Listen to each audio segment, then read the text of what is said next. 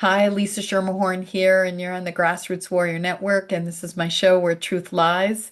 I'm very excited to introduce you to my friend Sherri Divban. She's an animal communicator, and not only does she talk to dogs and cats and your domesticated animals, but she has also worked with exotic animals, and you'll get an amazing perspective from her. And she also, we go into a lot of metaphysical information about the animal and human connection. She's written a new book called the Healing the Human Animal Bond. And I'll have all the information below if you're interested in getting her book or one of her many books. She's a fascinating woman, and I know you'll enjoy her story. If you are interested in a quantum healing or hypnosis dealing with releasing any um, limiting beliefs, please contact me. You can reach me through my website, lisamindset.com. I also do a monthly quantum healing. I do them individually at any time when you want to schedule, or I do them in a group healing with Honey C. Golden. And these are very powerful, life-changing healings. If you're also interested in a wave watch, the wave watches are like a Rife machine on your wrist. You can get $100 off on Mindset 100. And if you're interested in patches that reverse aging and do all kinds of really cool things for your body, helping you with hormone levels and growing new stem cells, please contact me. I can get you wholesale pricing. Again, if you're interested in also speaking, being interviewed on my show, if you have an interesting story to tell, please contact me. I actually interview quite a few people who have contacted me who watch the show. Please like, share, and subscribe. My channel has been really suppressed for many years. It's finally starting to grow, but I always appreciate that. And enjoy the show. Hi, Lisa Schermerhorn here, and welcome to my show Where Truth Lies on the Grassroots Warrior Network. And I'm thrilled and excited to introduce you to Sherri Divband. We have had a lot of same friends and people that we've known, but we never got a chance to meet. So I'm very excited to get to know more about her. People keep telling me how amazing she is, and she works with animals. She's an author of, was you say, five children's book. And then three other books. Five adult books, 10 Five. children. Okay, and lots of children's books. Sorry, I didn't get that. Yeah. And she works with children and adults. She's an energy healer as well. Thank you so much for being here. I want to hear all about your new book that you're putting out. Oh, thank you, Lisa, for inviting me on. It's a pleasure and an honor to be with you today. Thanks for having me. Thank you. Thank Uh, you. my new book is called Healing the Human Animal Bond. It's a really special book for me because, like I said, I've written five, but I started my career with animals, and then I navigated to working with people, and I had this guilt for a while of kind of like feeling like I abandoned the animals because I was a RBT for 20 years. I worked with animals in a lot of different capacities. Um, and that I was guided to work with people to do healings, and I can share all of that with you. So I stopped working with animals for years, and I felt like something was missing. I was really sad, and I just wanted to work with the animals, but I just felt this calling, and so this book is really important to me because I feel like it's coming full circle. So this book is two things. One, it's my way of thanking the animal kingdom for all that they've done for me throughout my life and everything they've done to teach me and how they've protected me and supported me in so many ways that I share in the book. And so it's my thank you to them, but also my way of contributing to the elevating of the collective consciousness of um, explaining our true sacred connection and how it's been fractured and why over generations of time and how we can build it back up. So it's a really special book to me. Wow. So I have a friend who's an animal communicator and I work with her a lot. Sure. And so I'm curious, when you say you work with the animals, are you doing healings with them, communicating with them, you giving a message for them? What is it about the animals, or do you all of the above?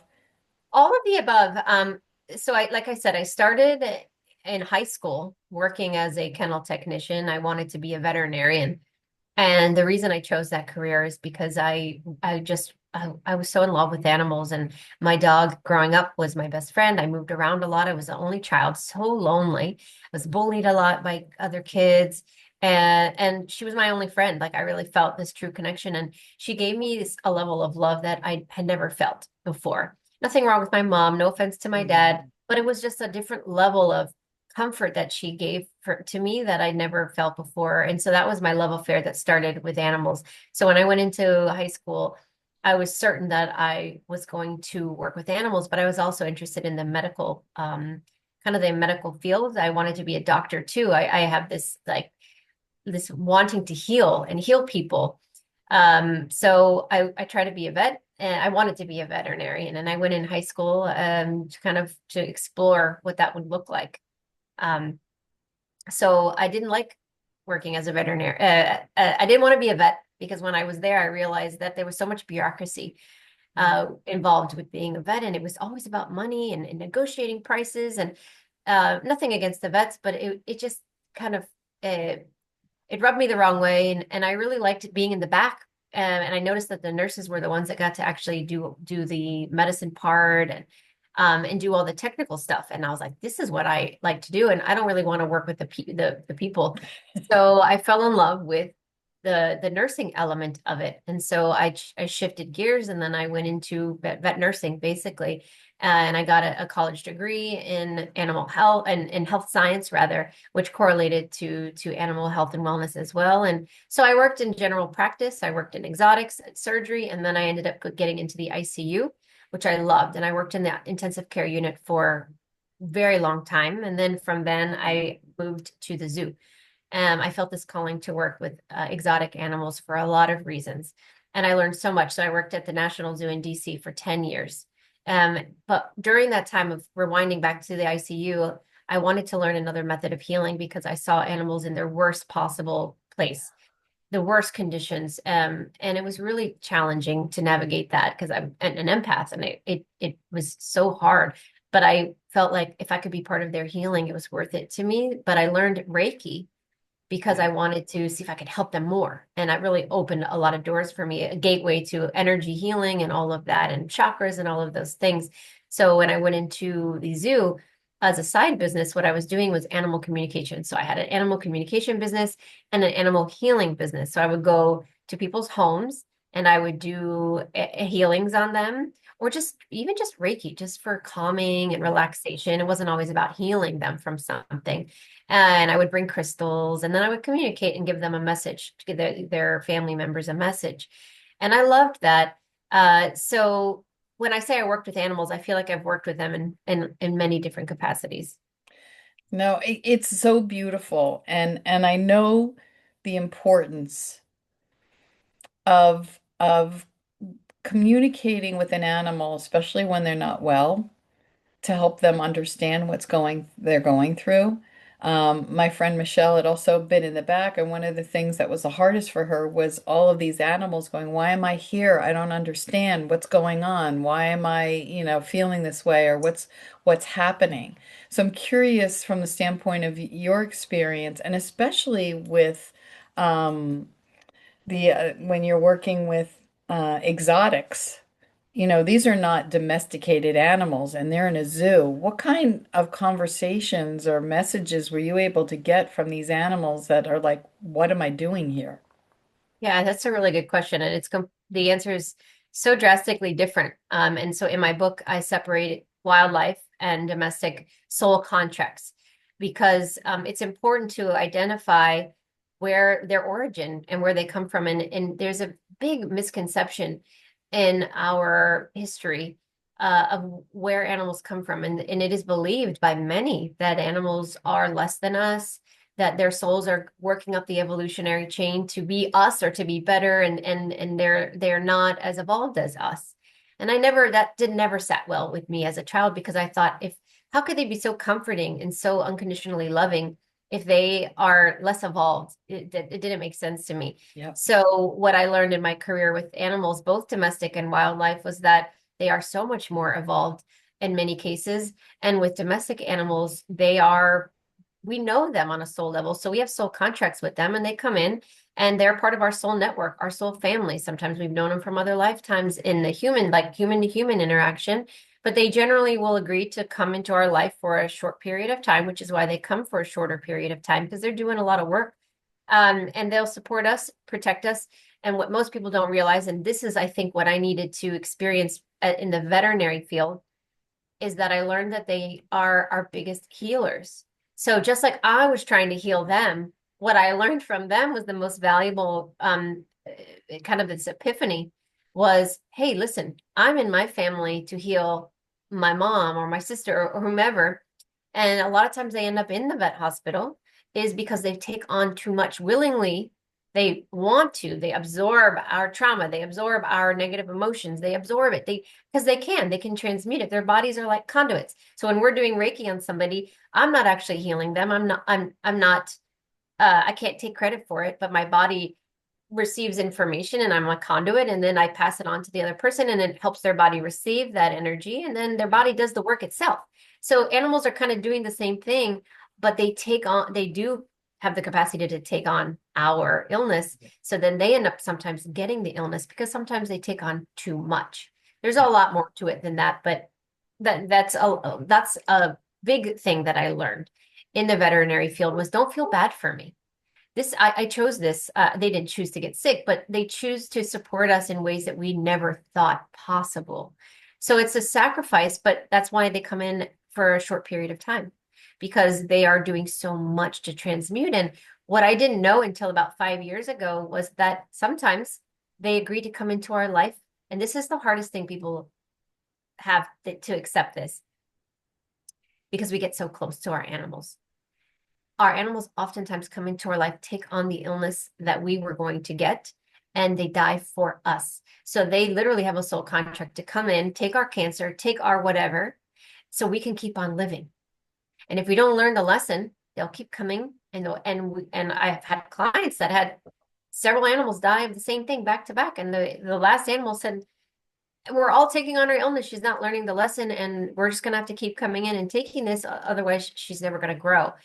And there's a lot more to the story than that, but they do so much more. So if anything, the connection we have with them, the domestic animals, is sacred, and they are not our pets. I don't like to use the word pets. Yeah. They are our soul family, and Yeah. they are absolutely beautiful and magnificent what they do for us. That's so fascinating because I know I had one, two, three, four dogs when I was married that all died of the same form of cancer, like one after another after another. And I kept saying, is it the water? Is the food? Like, what's going on here? Like, none of my dogs were living past 6, 7 years old. One made it to 9, but I was like, what is going on? But then I had one dog after a divorce lived to be 16, and then I had a rescue that I got at almost 11, and she lived another 4 years, but it was insane.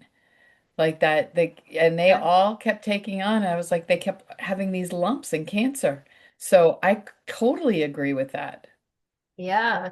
And it's not always a mirrored illness. It's not always the case where, let's say, they take on your cancer that you were going to get. Sometimes people are in a toxic environment and they're in an abusive relationship and they're navigating the challenges of heartache.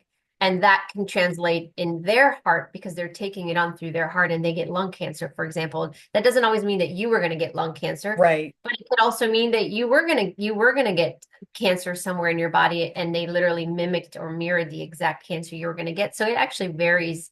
Uh, and sometimes they don't necessarily get the cancer, but their body will receive it. And then they get the lumps, they get cysts, they get tumors, they get all sorts of things all over their body because the body's just trying to process it anywhere it can. So it translates in a lot of different ways. So fascinating. Wow. I did not know that. So now the exotic animals, as you said, that's a separate chapter. because these are animals that are really meant to be in the wild. I'm curious the kind of information that you, and even cats, there's still a lot of cats that really don't want to be domesticated either. They may have contracts, but they like being out in the Yep, I woods in have the one of wild. those. I Yep. have one of those. Yeah. Yeah, uh, so wildlife are beautiful, generally beautiful indigenous earth spirits. They have a connection to the planet and they're guardians of the planet. So they're grid workers. They're guardians of portals, Wow. um, to inner earth, to stargates, all sorts of things. And then some are visitors, like a lot of whales and dolphins originate from Sirius, but not all. Some come from alternate universes. Not all cats are from Lyra. I know that's a big thing, but I've met many that are not from Lyra. And so I even have a chapter in my book called Not All Cats Are from Lyra. So we have a lot of galactic and indigenous souls that are guardians, our ancestors of this planet. And that's what wildlife is. That's why they migrate. They migrate because they're doing continuous grid working and they continuously transmute energy. And it's a give and take. That's why we have the prey and the predator. That's one thing conversation I've been getting into recently of like, are they okay with being food? In actuality, a lot of them say that they're happy to be part of the process. So they'll volunteer to be the prey and the predator. And they've experienced it all because it really truly is the circle of life, until humans intervene and they mess everything up. So that's the beauty part of it. Now, when we started having animals in circuses and zoos, that's where things started to become convoluted. And I believe that animals were taken against their will, to some degree at some point, right? And they were placed in these situations. Um, Rewinding really quickly, big herds of animals generally have a oversoul, so they're a group. So it's not one individual soul that is in each one of those zebras. For Right. example, they have an oversoul group that fractals out. And then there are some that have individualized. So it just depends. But when you're in a zoo, that can occur. So it could be a hive mind of consciousness. So they're all experiencing the same. But then there could be individual souls. Now, the interesting thing is when I worked at the zoo, it was an interesting time for me, Lisa, because I felt the need to be with the exotic animals, but I never Mm. believed that zoos should be a thing. So it was a conscious conflict the entire time. And I go into the whole thing in my book and I explain the battle that I had with myself the entire time and why I ultimately left.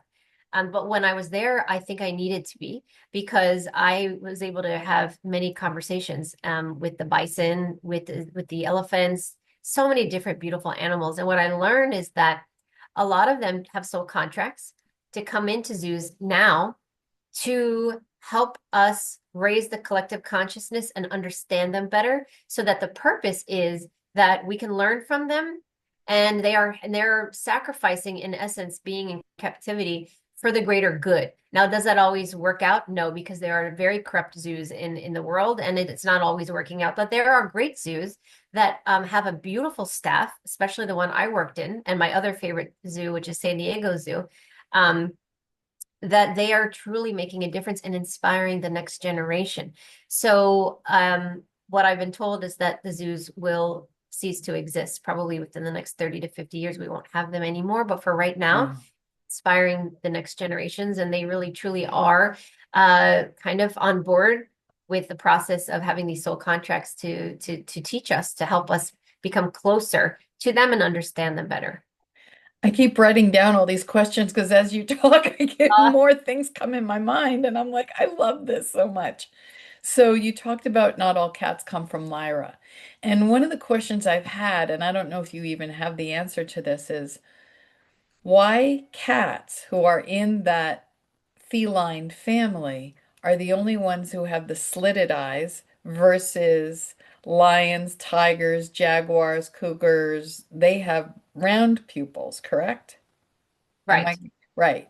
right. And someone else, well, I watched something that they were saying the only other animal that has slitted eyes like that is snake. And I was like, that's so interesting. So do you have any perspective on that? So the only thing that have really unraveled through my sessions with that is that over time they have been genetically modified, so that they are more earthbound. And I think the domesticated cats that are mixed with reptilian DNA was done on purpose. Whereas the other cats that are largely connected to Lyra, but not all, don't have that those genetic codes. So there is a difference. And then we also have feline DNA in the human DNA. So there's a lot of genetic splicing going on that I think is connected to the domesticated cats and less with the wild cats. Now, one thing that I've learned in my sessions, and by the way, sorry to go back to that, I think the purpose for that is one to make them more less galactic, because the thing about cats is that they're master multidimensional travelers, and they can chase entities like through time and space, right? So they are great protectors. Now, if you look at the nefarious side of the reptilian agendas and things like that, they don't want they don't want them to have that potential, at least not Right. to our benefit. So they splice them so that they make them more grounded here, so they have less potential and less gifts. But the thing about it is it really has nothing to do with the genetics. That's where they were misinformed, because it's the soul that comes through that has the potential. So I think that backfired to some degree.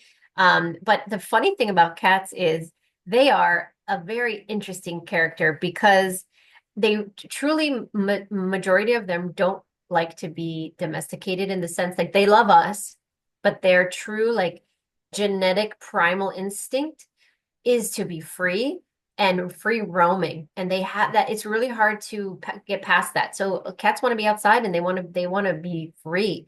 That is hard to change that. So it really is their true love for us that keeps them coming back. So it's a really interesting bond that we have. But cats are our greatest protectors in the astral, and then dogs are our greatest protectors in the physical, because they want to be with us, and they want to protect us physically from threat, but they also can protect us astrally. And I Right. always say, we can't make it black and white. Of course, cats can protect us in the physical, and dogs can also protect us in the astral, but they really do have their kind of their arena that they try to stick to, because that's what they're good at. So when you talk about that collective soul, like the oversoul and then the fractals versus individual souls, I've noticed with, especially that I've had many dogs in my life, and some dogs almost feel human to me, like when they look at you, they're like a person, versus some dogs are dogs, if you understand what I mean. I do. Yeah. Um, Go ahead. So does that mean that one of the dogs might have had a full soul in it versus a fractal, or I'm No, curious. well, yes, I don't ever want to say no, but what's happening there, and I do go into it a little bit in the book, is there are souls that love us so much that they are willing to come in as an animal, maybe for the first time. So let's say this soul has been human for many lifetimes, Oh, okay. and Ooh, they're going to come in, all right, I and just got a confirmation before you even finish. I get the yeah, tick. and I know that, you know what though? I know this firsthand because it happened to me. I had a dog that clearly did not want to be a dog, and every single person that met my dog, she's no longer here, they were like, I feel like she's looking into my soul and reading me, and she's like a human. And she also didn't do anything a dog would do. Didn't like getting wet, didn't want to be outside, wanted the comfort of inside, didn't play fetch. Sometimes she'd look at you like, are you crazy? Like, I don't want to play with a toy, you know? So that she was a teacher of mine, a guardian of mine that needed to come in to teach me some things, but she didn't really enjoy being a dog, but she was happy to do it for me to oblige, because I Wow. needed. So that's a lot of times what happens is that they are more human than not, but they're willing to come in as a dog for that short period of time. The other reason, or the other thing that can happen is there are, what's the word I want to say? There are souls that are a dog many times. They are masters at it. They've done it so many times that they could do, and they're the ones that are the best animals, in the sense that they're so well behaved. They're the therapy animals, the police animals, the comfort animals. They're just so beautiful, and you could, you can do anything with them, and they'll just sit there because they're just so used to it. And then there's everything in between. And then breeds matter. I have a whole chapter on, do breeds matter? And they absolutely do, because the soul comes in to a certain breed and just like us, our genetics do matter. Our primal instincts matter. So the soul has to navigate the challenges of being in, let's say, a pit bull or a Doberman, and they have that instinct of protection and this, and their high anxiety because they're always on alert versus maybe a Labrador who's a little bit more chill and more fun and playful. So the soul has to integrate with the primal instincts of the animal, and it can alter the personality a little bit. That's so interesting. Wow. And so also, I think about this. So you kind of answered my question because but like I had the dog that lasted in my life for 16 years. She was a pug mix, and I knew she came in for me, and she was with me for a lot. And I had a cat when I first got married that loved me and would sleep around my neck, did not like my husband, would bite and swat at him. So this was interesting because I named her Tulip. When I got her, there was an instant hate between my ex-husband and her. They just did not like each other. And I used to call her my cat dog because she was more cat-like than dog-like. And I always laughed that the cat that I had came back as the dog so she could be with me again. And I didn't know if you've ever seen that, but she even to a point where she was sleeping on my bed and my bed was up high, and she flipped in the middle of the night off the bed and landed on all fours. Like dogs don't do that. Yeah, yeah. They usually don't. They're quite clumsy a lot of Yeah. times. Yeah. Yeah, that can absolutely happen. They can crossbreed, they could be cats, they could be dogs, kind of whatever it is that they're needed. And sometimes, they have that human potential at the end of the day, and sometimes they can be possessive. Yeah. And they want you to themselves because they love you so much, and they don't mean to push the partner away. But I've had many animals that would get in between me and my husband and would refuse, like to sleep. They slept right in the middle so we couldn't be together. They do that, and it's funny sometimes, but they love us so much. They just want to be with us. So, and then you also talked about whales and dolphins. You mentioned them from Sirius. I just saw something, and I think I knew this anyway, but I didn't realize that it's actually illegal to communicate or to be around wild dolphin.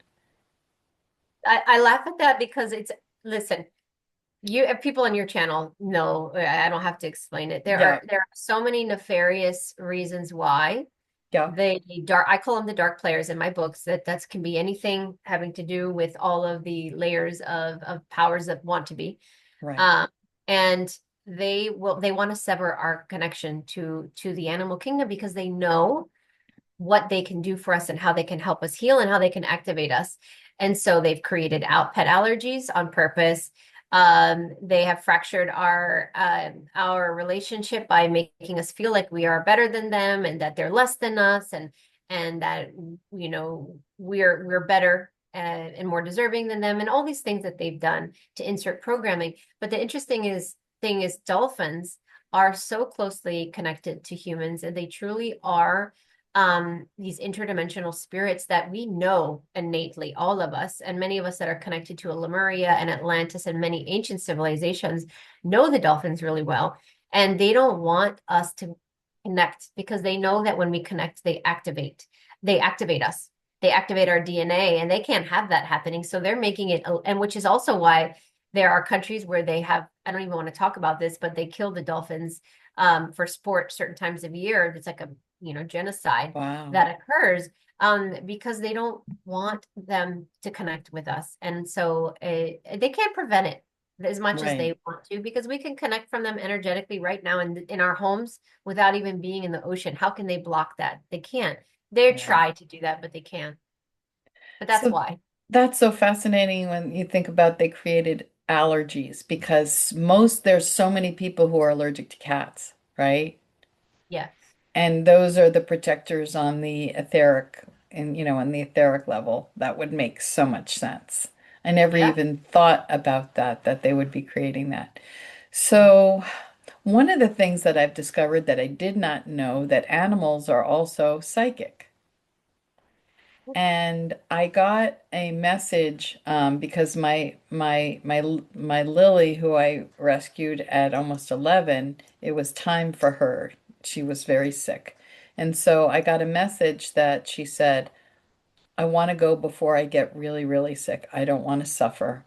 And she also told the animal communicator that if I linger, Lisa will do everything and anything in her power to keep me alive, and she's supposed to travel, and if I'm still here, she won't go. Craziness. I had no idea until November of this year, this was last May, that I ended up spending the winter in Mexico. I had no idea. The plans weren't even made until November or December. So, from the standpoint of psychic messages and communication, when you communicate with animals, do you ever get those kinds of messages from animals as well? Yeah, it happens more often than you think. And it's not so much that they're psychic, because really they're just in tune. Yeah. They know ahead of time before they come in what their journey is, and they don't forget. They don't go through the veil of forgetfulness that we do a lot of times. So they, on a conscious level, they're still primal. So they're not going to remember everything, but they can tap into their higher consciousness way easier than we can, and they know Wow. exactly what's coming. And there are a lot of plans. I had a client did not know that she was going to have open heart surgery, and she had three animals. One was a Dane, very large dog. The other was a medium-sized dog. Both died suddenly, very quickly, within a month or so apart. And the only one that was left was the small little Havanese dog.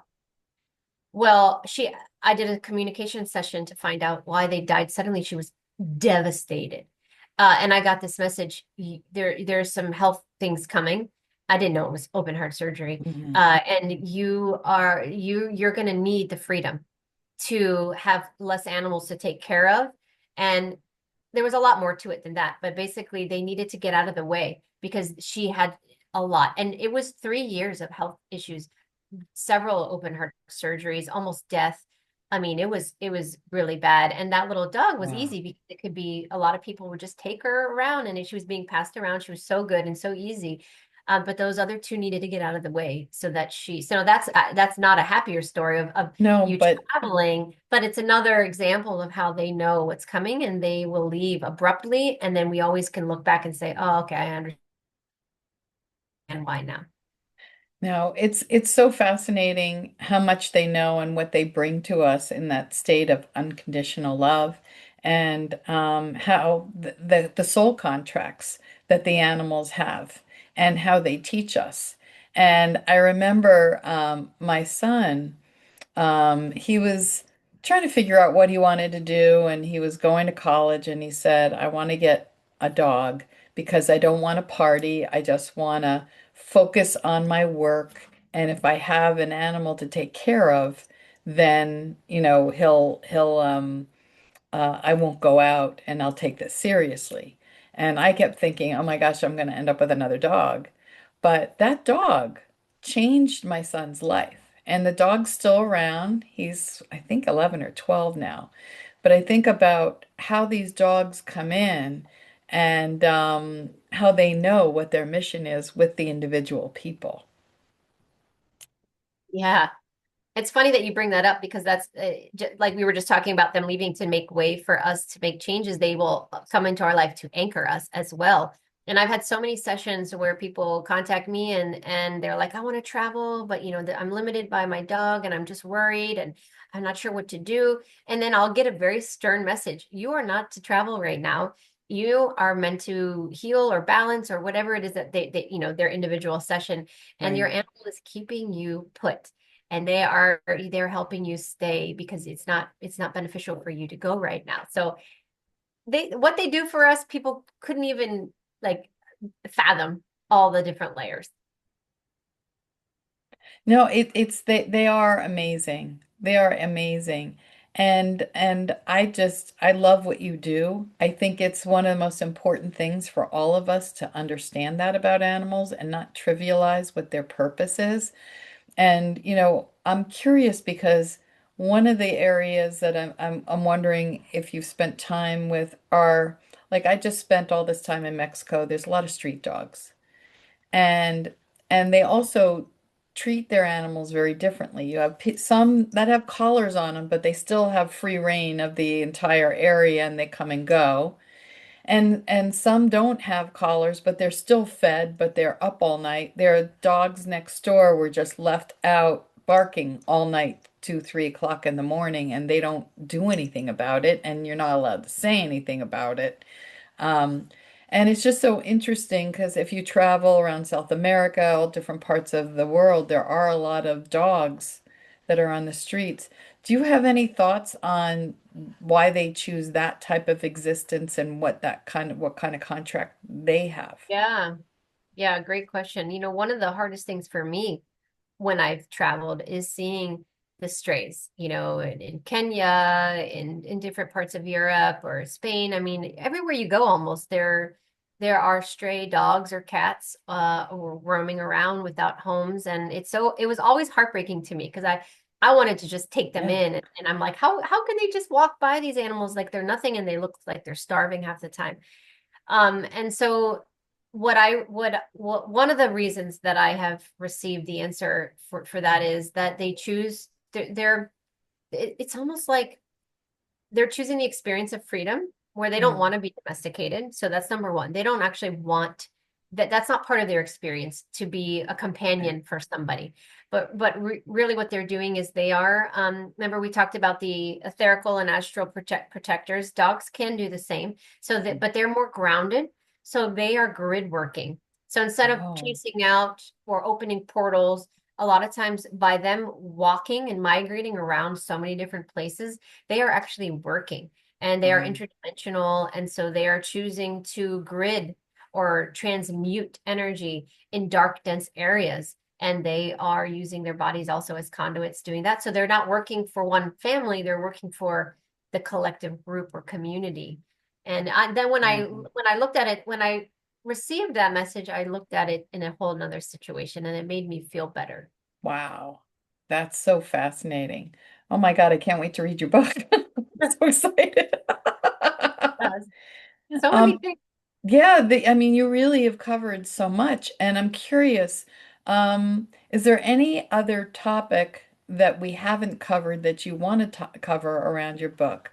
Because we've kind of hit a lot of different. You know, I think one thing is going darker. The darker side is the manipulation through animal rituals that I think that they've done in order to sever our connection to animals is something significant. And how the dark side uses animals for their own rituals and those types of things is an issue. So what the way I navigated that in the book was one, informing, but two, look at why they've chosen these specific animals, and it makes sense as to why they want to fracture our relationship with them, with the bunnies or the black cats or the goats, things like that. Interestingly, the goat is the is symbolic for the devil or Baphomet. And look at what we call children. We call children kids. Kids Yeah. are goats, so they're basically essentially calling our children children of Satan. So they manipulate those are other ways that they manipulate us. So it's just more knowing, knowledge is power. So when we look at it and we understand the manipulation behind it, we can shift our consciousness to elevate and say, I won't be afraid of goats, or I'm not going to be afraid of black cats. I'm not going to let you sever my relationship with these animals because all animals, even snakes, are all the deemed negative animals actually have beautiful messages and powers, and we can use those to our benefit. So I always tell people, call on that raven if you want to, call on that snake to help you because there's always a good side to the animals as well. So don't be afraid of those animals because that's what they want. So I think that's something people don't think about, but it's important. Actually, you just brought this thought just popped into my head about animal totems and messages. Mhm. So, if for those people who don't understand this, it's a lot of people who study shamanism and work with indigenous cultures understand that animals bring in messages. So they're not necessarily a pet, or they could be your power animal, or um, and so I always look for messages within nature, Mhm. be it through feathers, or all kinds of things. And yesterday, 2 days ago, I was driving and a crow was right over my car while I was on a winding Vermont back road and just stayed above my car and followed me. I've never had one do that. And then on the way back, when I was driving, there were two red-tailed hawks doing figure eights above my car. And I was like, I've never seen that either. It was just a really magical time. I just kind Yeah. of come back into Vermont after traveling, and I was like, so one of the things I do, or if I see a bear, I'll look up the spiritual meaning of those particular animals, and it's always a lesson that I Yes. need at that time. So I'm curious if if you have any background working with the spirit animals and animal totems and what the meaning of those they are compared to the animals that are actually in our Yeah. are in around us. Yeah, it's extremely important. I have a couple chapters on that in the book as well. Animals, just like our souls, the spirit of the animals are great protectors of ours. So we have the spirit animals. Generally, the difference between spirit animals and totems is this: spirit animals are with us for the long haul. So they are guardians of our and protectors of us. So I have these elephants behind me because I know that elephants are my spirit animal and lions. So I have two. So my whole life I've always been Oh, connected and felt connected because they are so the feline, the matriarch elephant. Well, look at the work that I do. I'm connected to I'm a mother, and I'm an ambassador of children, right. and I work with children, and I need the characteristics that the matriarch elephant, that's very powerful and has a lot of endurance. I need those characteristics so that's how they're supporting me. And the lion, trying to be, I'm up against a lot of dark forces a lot of the time. So the lions keep me assertive and not afraid, and they help me to keep my boundaries and protect myself. So I need them a lot, right? But animal totems come into our life during periods of time when we need something specific, Right. or they're going to give us a message. So if we find suddenly we're attracted to bears, or like you said, you see a red-tailed hawk out of nowhere, and it's like in your face. I mean, it's practically landing on your car. That's a message. That's a spirit. That's an animal totem, a spirit animal saying, "Hello, I want to get your attention because I want you to know I'm in your life right now for a reason. I'm sending you a message." And I don't expect everyone to immediately know what every animal is, but there are ways that you can identify. And this is my trick because I teach children a lot about spirit animals. I always tell the child, "Let's talk about that animal. You don't need to look it up. Let's talk about what do you feel when you see a dolphin, for example? Oh, they're playful, they're fun, Yeah. they're silly." And I'm like, okay, so do you think that maybe that dolphin is coming into your life to remind you to be a little bit more fun or not so serious, or to be it's okay to be silly? And they're like, yeah, okay, great. You just figured it out. You don't need to look it up you don't need to Google it.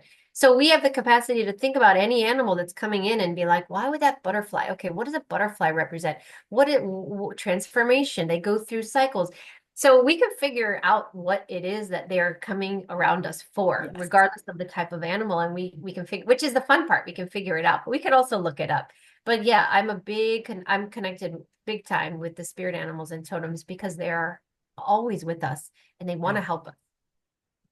Yeah, it was interesting when I first got involved in energy medicine and the healing world 25 years ago. I was having issues because I was so empathic that I didn't understand how to shut down my field and protect myself. So I was just taking on everyone's stuff everywhere. And I think that's a pretty common for most people who are healers. And it's the last thing that they teach you. It should be the first thing is Right. hygiene. So, Right. energetic hygiene, but they don't.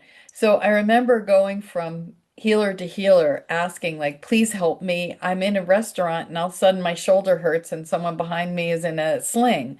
And I'm like, I don't want to take this on anymore. And she goes, just stop that. But you know what? Let's figure out what your animal spirit is. And I'm like, what's that? And she had me do this, and I've never seen it since. Do this open air stare because I usually help people find it through journeying. That's how a lot of people will find their animal that. But I did this like lazy eye stare and set the intention to call mine in. And there was this golden eagle that formed himself over my face, and I saw him, and she saw him because I didn't say a word. And so I'm saying this is because it's real. People can say, oh, you made that up because you really want that as your animal, but I had it confirmed. I mean, the whole thing with the spirit animals and how they come to you, and the more you're aware of it, and the more you look at it and you look for signs, they appear all the time. You just may be ignoring them. And the most famous one I think people see are cardinals when someone has passed on. Oftentimes they'll see red cardinals, or I had a friend who had an owl just show up in their backyard on their deck and wouldn't leave for 3 days. Yeah. So they can That's also represent loved ones, correct? Yeah.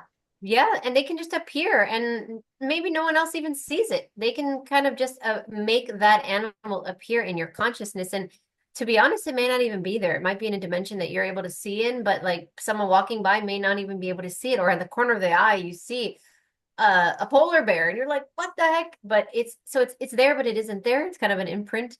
And that's how our family members sometimes manifest as some other being. But people one important thing to know is they don't always appear because it's not always possible. Right. So they'll come to your attention some other way.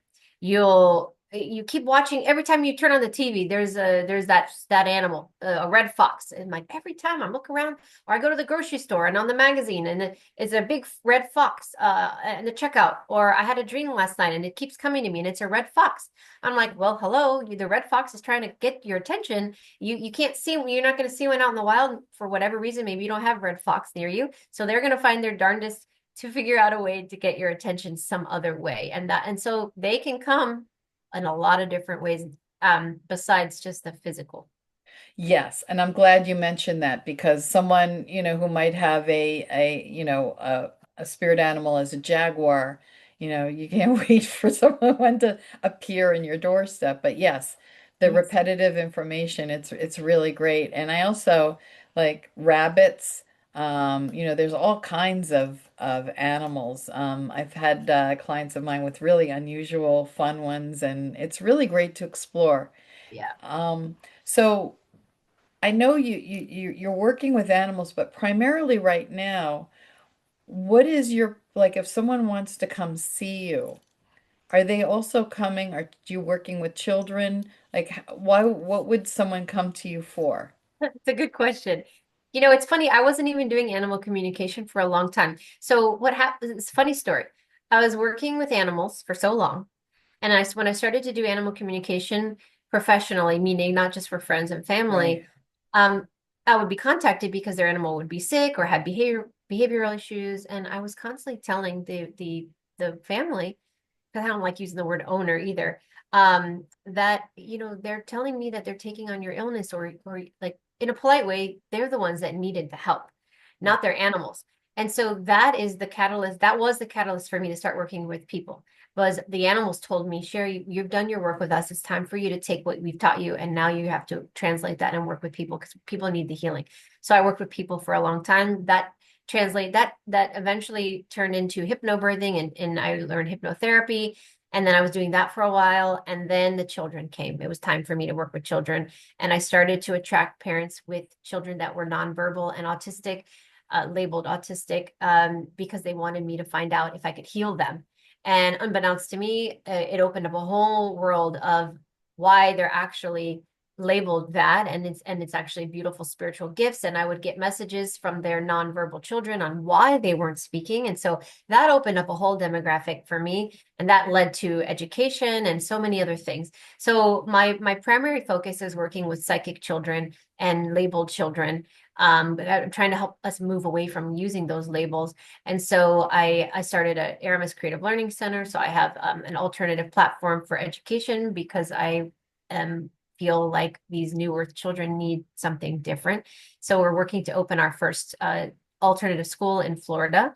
So I work a lot with children, but about half the time I do soul readings for adults. So most of my time I'm spend over Zoom working one-on-one with people doing soul readings, looking at the macro, where their soul's journey essentially outside of Earth. Like, where are you outside of Earth? Let's start there and work our way to Earth. And that's what I spend most of my time doing. And I didn't start doing animal communication again until about a year ago when I was asked so many times. I was like, fine, I'll do that. Not that I didn't want to, but I felt like I was really being called to focus on Right. these other things. So I started implementing it again. So I really do a variation of soul readings, working with children, and some animal communication. And then actually at the end of this year, I will be retiring that for a while, and I won't be doing soul readings anymore because I will be focusing on opening up the school for children, and I won't have time to do that much longer. It's so beautiful what you're doing because when you're a child that has these gifts and you have parents and people around you who don't understand what that is, um, it's a very difficult life because the children tend to be very empathic. They're very sensitive. They're very smart. They learn differently from other kids. And, I didn't really wake up to my abilities until my kids were a little bit older. And one day my son he was having night terrors and I didn't understand what that was. And Yeah. then he said to me one day, I'm having dreams about things that are happening the next day, Hmm. and they're happening. And he said, it scares me, Mommy. I don't want to have this anymore. And I didn't have the wisdom to help him manage it. And so at the time, I was taking him to a homeopathic doctor. So he had expressed that to the doctor, and the doctor asked him if he wanted to shut it off, and he said yes. So he gave him a homeopathic remedy to stop it. So I don't know what was done. And I think for him, he didn't want to pursue that right now. But as we know, when you have those gifts, they come out and appear whether you want them or not. So Yep. at some point, at least now, would be able to help him manage it more. But when you're dealing with parents who don't know how to deal with a child, because I know children, by the time they hit puberty, can also shut off their abilities. And I'm curious how you work with those kind of children that have parents that don't understand it. Well, the good news is so many more parents are activating and awakening right now. So the way I work with them now versus how I worked with them several years ago is different because what happened is parents would see me on a podcast or an interview, or they'd hear from a friend that saw me speaking at a conference or something, and they're like, you have to talk to this woman, and they would contact me and they weren't really sure, and it was harder for me in the beginning because they weren't really, not everyone was open to these Right, concepts, right? So they wanted help, but they weren't really comfortable with it yet. Maybe they were still indoctrinated in religion, their right. beliefs, limiting beliefs and things like that. So it was a struggle initially, but now people that are contacting me find me, and they're like, "Yes, I knew my child was special. Please help me." And it's easier now. So the way I work with them now is a little bit different than I used to because it was more coaching the parents back then. Now I don't have to coach the parents so much. And now we can just start, okay, let's start helping the child right away. So it's a little bit easier. And so really what it is I do a soul reading on the child first. Let's find out where the child is from. Have they even had any lives as a human before? Are they first timers? What's their sole purpose in coming right now? And what is their role in humanity? And then we can look at the gifts they have and understand why they have those gifts. And then we can work to help them develop them, understand them, and most importantly, protect themselves because majority of children are attacked in the astral realm. We are our most vulnerable during sleep time. Right, And we've all been attacked, even adults. But we were always told, oh, you're making it up, or big deal, or figure it out, or, go to your room and, right. ignored.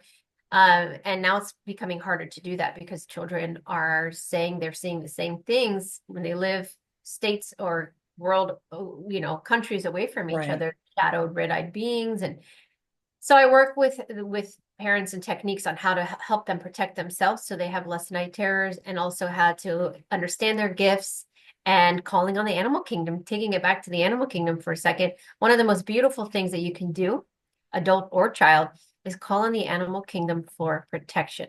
One of the scariest psychic attacks I ever had, which I go into in the book, happened to me, and I was at my wit's end. I tried everything I knew how to do. I even got help from mentors that I had at the time, and nothing was helping. This woman was attacking me for months, and I was crying out of desperation. And one night, in my most desperate, vulnerable state, I was being attacked. I heard these scary sounds and these animals howling at me, like lower astral animals. And I heard this voice in my head say, call in the animal kingdom. And that activated a switch in me that was dormant. Wow. I knew immediately what to do, but I didn't, I had amnesia. I forgot. So as Right. soon as I said that, as soon as I heard that, I said, in my mind, I said, I call upon the animal kingdom, protect me in this dimension, time, and space, and something else I said. And before I was done thinking, I my house was surrounded by, I could hear elephants, I could hear lions roaring, I could hear monkeys in the trees, I heard birds above my house, things underground. I'm getting goosebumps all over my body because Yeah. it was so visceral. And that the lady was gone within seconds. I heard a screeching sound and she never came back, never bothered me again. And I Wow. think I needed to experience that because I have coached so many families to use that. And I can't tell you how many people have come back and said, oh my God, it worked. It worked. Yeah.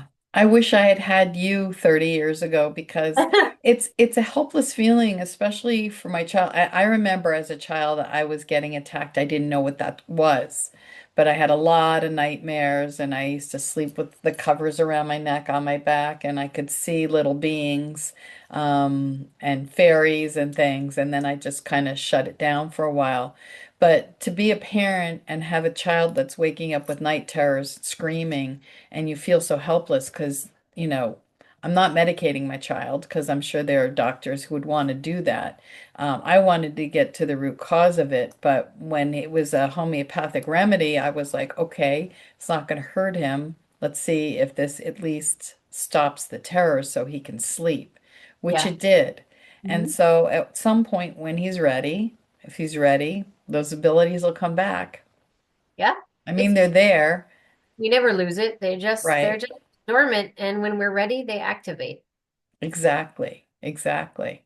Yeah. Oh my gosh. I have so loved this conversation. I was like, I wish we lived closer. I'd love to hang out with you. Oh, I know. I love animal people. This was a lot of fun. I love this conversation. Me too. I really appreciate this. And I'll get your information if people want to contact you. So you still have soul readings available. Actually, I want one. I do. I'm almost fully booked, and I think through August right now, and I might open my calendar for September, and then after that, like I'm done. I can't do it anymore. So it's like I want to plug myself, but at the same time, I really don't because I don't have many left, and I feel bad because I really enjoy working with people, and I know I've helped I mean, I've worked with thousands of people. I mean, all over the world, and it's been Right. such an honor. But I'm feeling like that feeling when I left the animals. I feel like That I need to phase. leave the people so I could work with the children. But it'll all come full circle Right. again. So now is your school, do you have an actual building? How are you working that? Or I mean, do you have So a yeah, yes. Good question. I started Aramis Creative Learning Center about 4 years ago, and a nonprofit called the Aramis Collective, all named after my daughter, because my daughter came to me a Mm. year before she was born. Her soul said, I'm coming into your life. I need your help with a big mission. Will you agree to help me? And of course, Wow. I said yes. Wasn't until several years later, after she was born, that I realized what it was. And so it's named after her. And so I started an online virtual platform. So every month we have classes where we offer more metaphysical studies, things that I believe children should be learning in school to help them navigate through these psychic challenges. So it could be anything from remote viewing to crystal healing to Reiki to animal spirits. I mean, you name it, we've taught it. We've had probably thousands of classes over the last 4 years, and it's just for fun. They're hour long generally, and they're very low cost. And I have mentors all over the world that teach them. And there's a variety of classes every month. Now we're taking a break right now, so we don't have any. I want to make sure that I make that clear so people don't go and say, "What? There's nothing being offered." We're taking a little bit of a couple months break. But what I'm working on right now is getting land so we can open the first physical space so Yeah. that we can invite in the homeschool community and those that want to participate in the real like physical sense because we're ready to get off of Zoom and I'm opening the first center hopefully beginning of 2026 it'll be open. See, I would have thrived in that kind of environment. Like I, as a child, I would have been like so looking forward to going to school because I didn't understand going to conventional school and the whole way that people are taught in that Uh, way. And I always felt like I didn't belong. And so something like this, I really hope and pray that you can bring this across the country because it's so needed. And yeah. children, because children, and there's more being born now, so it's not just the one. Like I always felt like an outsider, like I didn't fit in, but now there's more.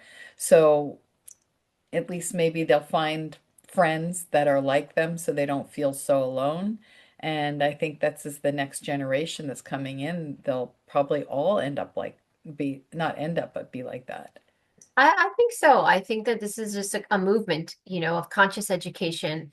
And I certainly would have loved to have had something like that. And children are demanding it actually at this Yeah. point. So many people are taking their children out of public school because they just can't take it anymore. And so it is a nonprofit. So, we will have them in every state and internationally at some point. But I'm creating a school that's free, like public school, but a good, better. Yeah. So it takes time. This is a multi-million-dollar project, and we're working through don't with donors and donations because it will be free to the parents, and it's a big Wow. endeavor. So if anyone watching this knows anybody that wants to be an angel donor or wants to donate, they can contact me because it is through our nonprofit called the Aramis Collective, and we do have a website. We have aramiscreativelearning.com, and then the nonprofit is the aramiscollective.com. Awesome. Well, I'll get that information from you, and I'll post it in your bio. And that way, if people want to make donations or find out more about your school, that information will be there. So thank you so much. Is there anything else that we didn't cover before we sign off?